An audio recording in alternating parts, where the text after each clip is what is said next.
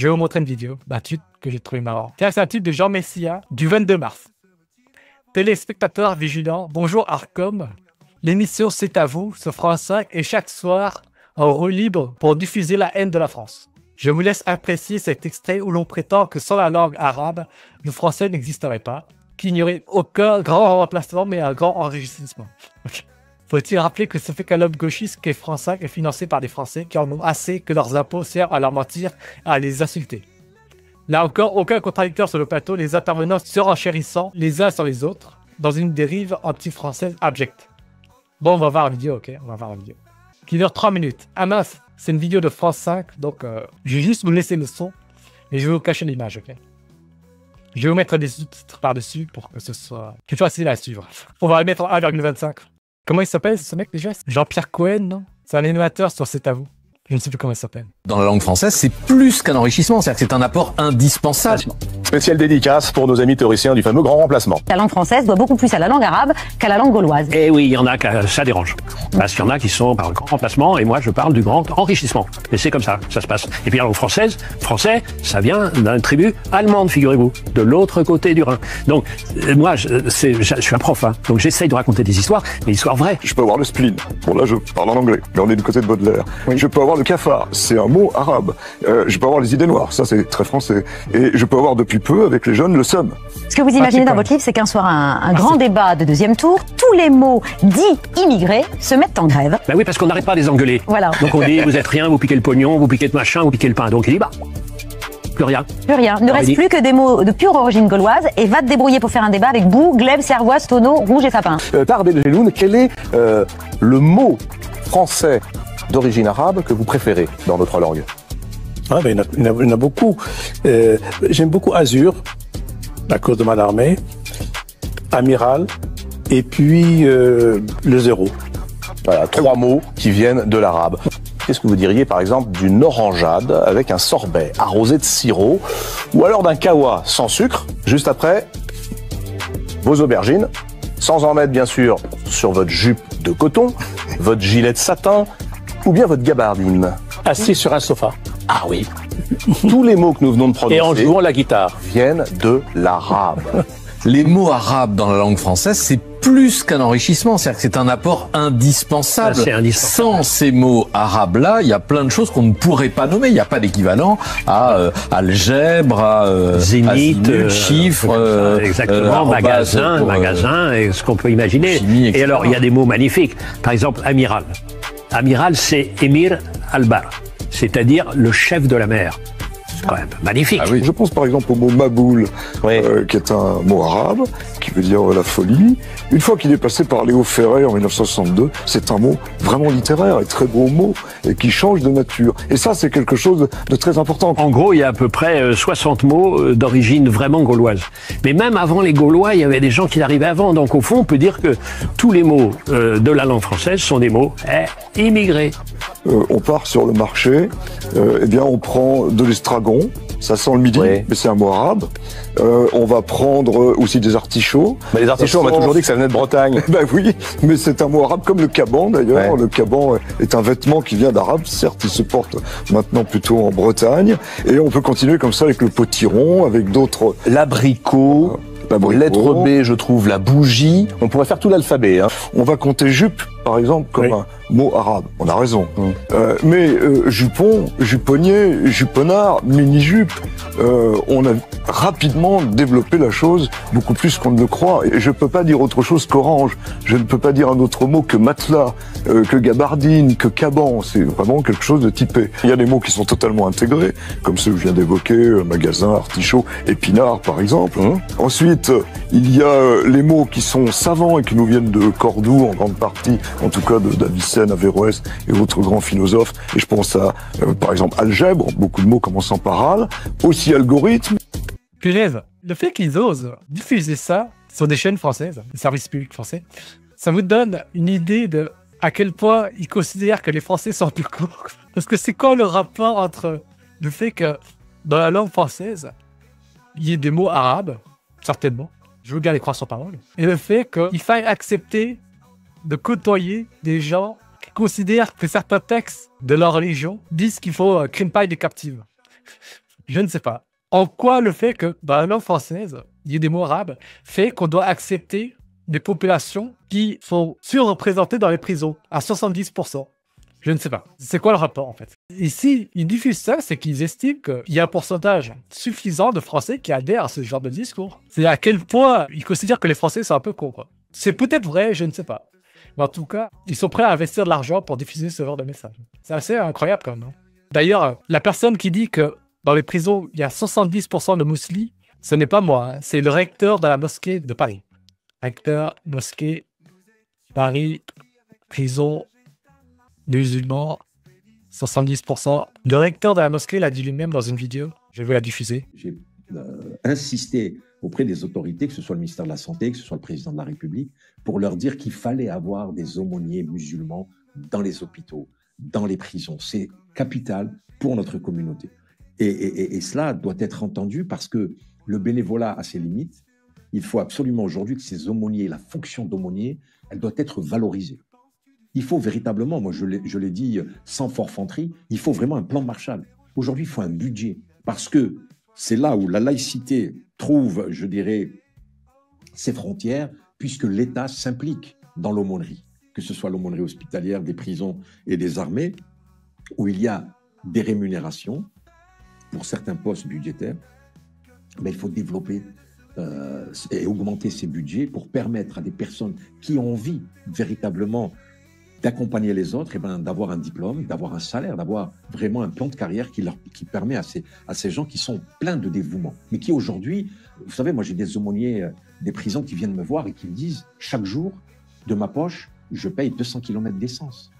Parce que les maisons d'arrêt, les prisons, pour y aller, c'est quand même des distances importantes. Et quand vous lui dites, qu'est-ce que tu touches? Peut-être des forfaits de 400 € par mois.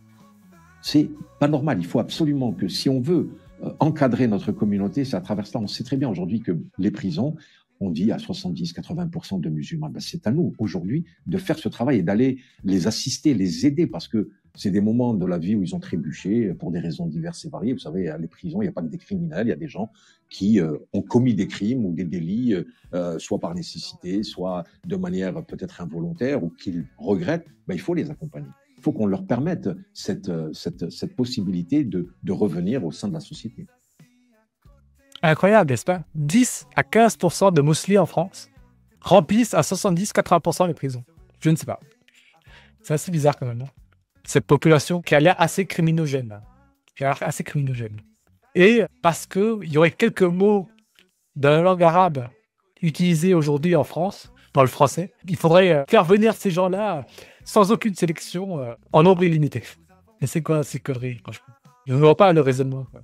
On va aller sur Copilot et on va taper quelques exemples de mots utilisés dans le langage courant français. Judo, karaté, aikido, sushi, ramen, tofu, wasabi, kimono, bonsaï, zen. Voilà. On a aussi des mots japonais pour exprimer certaines idées, certaines choses. Mais est-ce qu'on a eu besoin d'importer des millions de japonais pour que ces mots intègrent notre langue? J'en suis pas sûr. Bougie, c'est le nom amazigh d'une ville algérienne, amazigh berbère arabe. Ok. C'est incroyable, hein? Certainement, il y a des peuples musulmans arabes qui ont enrichi notre langue. Mais est-ce une raison pour les faire enrichir les prisons? Est-ce une raison de les faire enrichir le paysage de mosquées, de voiles, de canis ou de choses comme ça? Je ne sais pas. Je vois pas le lien de cause à effet, en fait. Parce qu'il y aurait 2-3 trucs bien d'enrichissement culturel, d'enrichissement linguistique. Il faudrait accepter de remplir les prisons de 70% de la même population. Par des soupes, tu penses qu'il est islamiste, lui? Tu parles de qui? Tu parles du recteur? Je ne sais pas. Il semblerait qu'ils sont en lien avec les frères musulmans. D'après la TIN Florence Bergeau-Bakker. On va voir quelques autres tweets, ça vous dit? Voilà. Ça a l'air intéressant, ça. Le taux d'activité des immigrés, première et deuxième génération, est inférieur à celui des Français. Ils sont surreprésentés dans les logements sociaux. 90% de l'immigration est composée de l'asile, des études ou du regroupement familial. Toutes les études et méta-études faites en Europe montrent que l'immigration de masse du tiers-monde constitue un coup net pour les pays d'accueil. Du reste, le simple bon sens permet de comprendre que l'immigration telle que nous la connaissons ne peut que nous coûter monstrueusement cher, immigration faiblement qualifiée dans une économie désindustrialisée où les postes les plus créateurs de richesse sont dans le tertiaire. Croire à l'apport économique positif de l'immigration de masse est l'équivalent intellectuel du platisme. Ok. High net migration does not appear to be a sure driver of economic growth. L'immigration ne semble pas être un moteur de croissance économique. Taux de chômage chez les immigrés en France selon les pays d'origine. Alors, les Français autochtones sont à 7%. L'Europe hors UE est à 11%, ok. Au-dessus, on a Afrique hors Maghreb, Algérie, Turquie, Maroc plus Tunisie, entre 13 et 15%. Okay. Asie du Sud-Est, ils sont à 3%. Ils sont moins chômeurs que les Français autochtones. Portugal, 5%.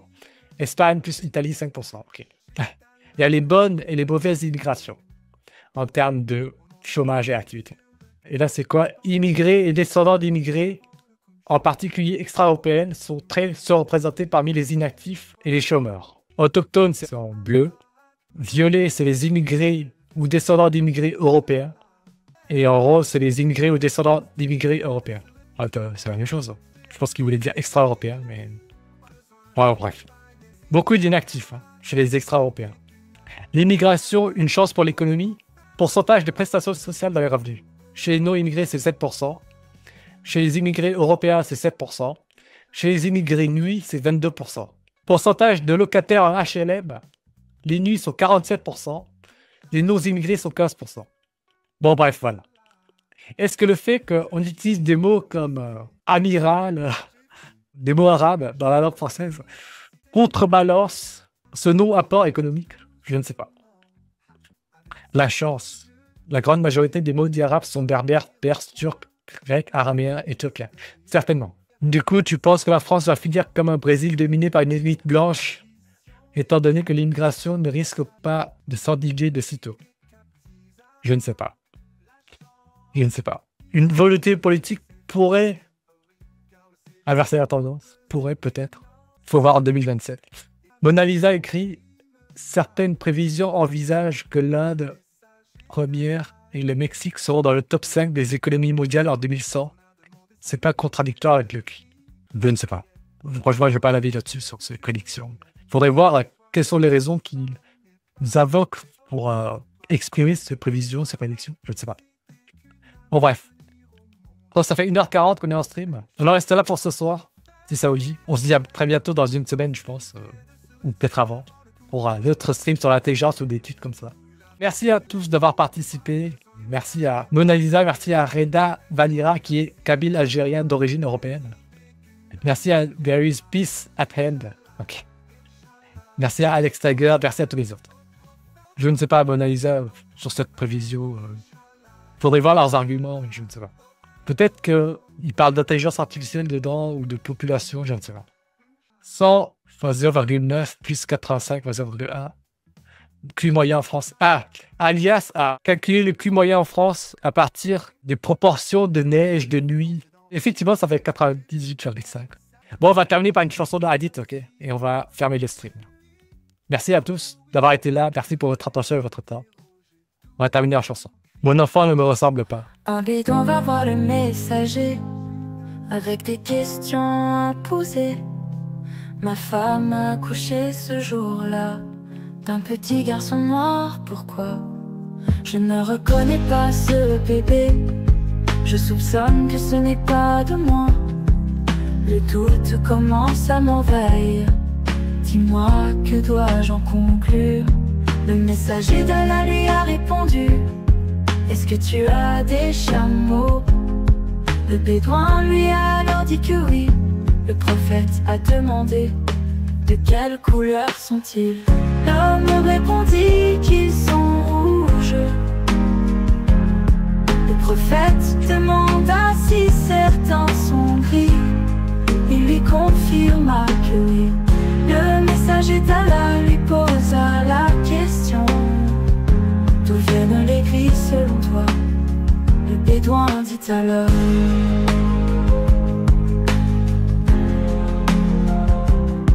c'est à cause de leurs parents. Le prophète lui confirma: ton bébé a lui aussi hérité de ses ancêtres. Ce bébé est bien le tien. Tu n'as donc pas le droit de le renier. L'homme répondit qu'ils sont rouges. Le prophète demanda si certains sont gris. Il lui confirma que oui. Le messager d'Allah lui posa la question: d'où viennent les gris selon toi? Le bédouin dit alors: c'est à cause de leurs parents. Le prophète lui confirma: ton bébé a lui aussi hérité de ses ancêtres. Ce bébé est bien le tien, tu n'as donc pas le droit de le renier. L'homme répondit qu'ils sont rouges. Le prophète demanda si certains sont gris. Il lui confirma que oui. Le messager d'Allah lui posa la question: d'où viennent les gris selon toi?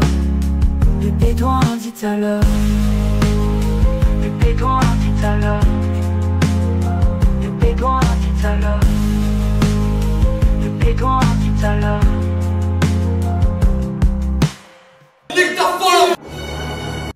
Tant de sagesse chez le meilleur des hommes. C'est vraiment un miracle scientifique, ça, dit, qu'on vient de visionner et d'écouter. Bon, ben merci beaucoup, à plus, je vais fermer le stream.